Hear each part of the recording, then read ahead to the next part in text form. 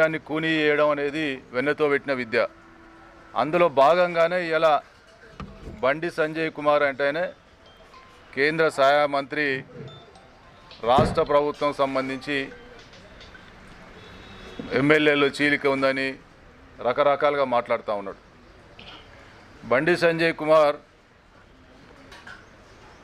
మేము ఒకటే చెప్తా ఉన్నాం,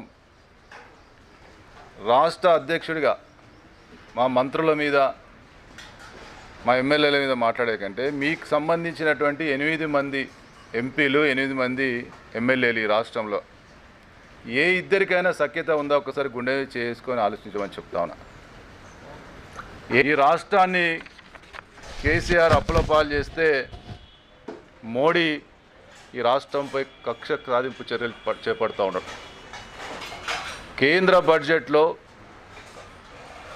రూపాయి కూడా నిధులు కేటాయించని ఈ రాష్ట్ర ప్రభుత్వానికి రావాల్సినటువంటి వాటా కూడా కేటాయించని దౌర్భాగ్య పరిస్థితి మీ బీజేపీ కేంద్ర ప్రభుత్వానికి ఉంటే ఏ ముఖం పెట్టుకొని ఇవాళ ఎమ్మెల్సీ ఎన్నికల్లో ఓట్లాడడానికి తిరుగుతూ ఉన్నారని అడుగుతా ఉన్నాం. అదే ఏమన్నా మాట్లాడితే మైనార్టీ లేదా మాట్లాడి పబ్బం గడుపుకోవాలి.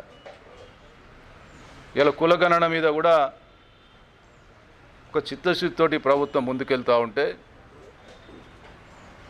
దాన్ని హర్షించాల్సింది పోయి మైనార్టీలను అట్లా చేస్తారు, క్రిస్టియన్లకు ఎట్లా చేస్తారు, ఈ విధంగా ఇలా రాష్ట్ర ప్రభుత్వం చిత్తశుద్ధితోటి ఎంతమందికి వాటా ప్రకారం కోటా ఏర్పాటు చేయాలనేటువంటి చిత్తశుద్ధితోటి పోతూ ఉంటే ఓరో లేక మైనార్టీలను ముంగట పెట్టుకొని ఇలా పబ్బం గడుపుకునే ప్రయత్నం చేస్తూ ఉన్నాడు.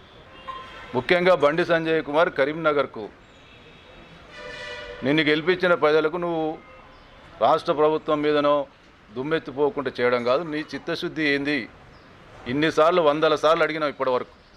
ఏ ఒక్కరోజన్నా నేను కరీంనగర్కు ఇది చేసినా ఇది తీసుకొస్తా, ఇప్పటివరకు ఇట్లా చేసినా, గతంలోకి ఇది చేస్తా, ఏ ఒక్కరోజైనా మాట్లాడినావా?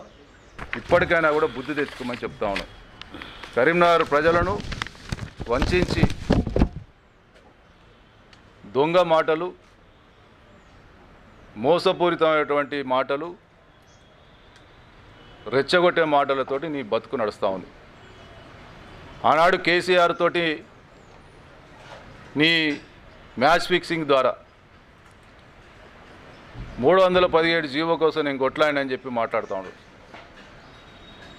కరీంనగర్లో చైతన్యపూర్లో ఒక గల్లీలా, ప్రజలకు ఎటువంటి ఆటంకం లేనటువంటి గల్లీలా నువ్వు దొంగ దీక్ష చేపడితే, నువ్వు కొంగ జపం చేస్తే, మధ్యాహ్నం మంచిగా లంచ్ చేసి నువ్వు దీక్షకు కూర్చుంటే రాత్రి వరకు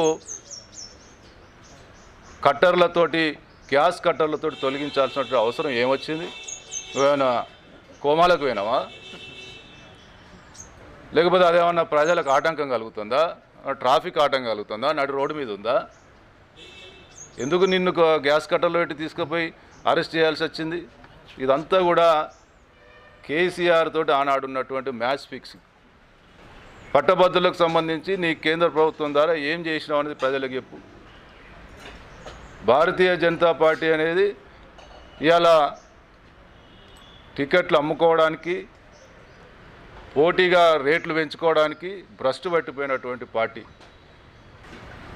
మేము మళ్ళీ చెప్తా ఉన్నాం, బండి సంజయ్ కుమార్ ఛాలెంజ్ చేస్తూ ఉన్నాం, ప్రజలకు సూటిగా సమాధానం చెప్పిన తర్వాత ఓటు అడగాలని చెప్తా ఉన్నాం. కేంద్ర ప్రభుత్వ బడ్జెట్లో ఎందుకు మీ ఎంపీలు విఫలమైనరు? రాష్ట్రానికి 2 కేంద్ర మంత్రులుగా ఉండి ఎందుకు చిల్లి గవ్వ కూడా తీసుకురాకపోయారు?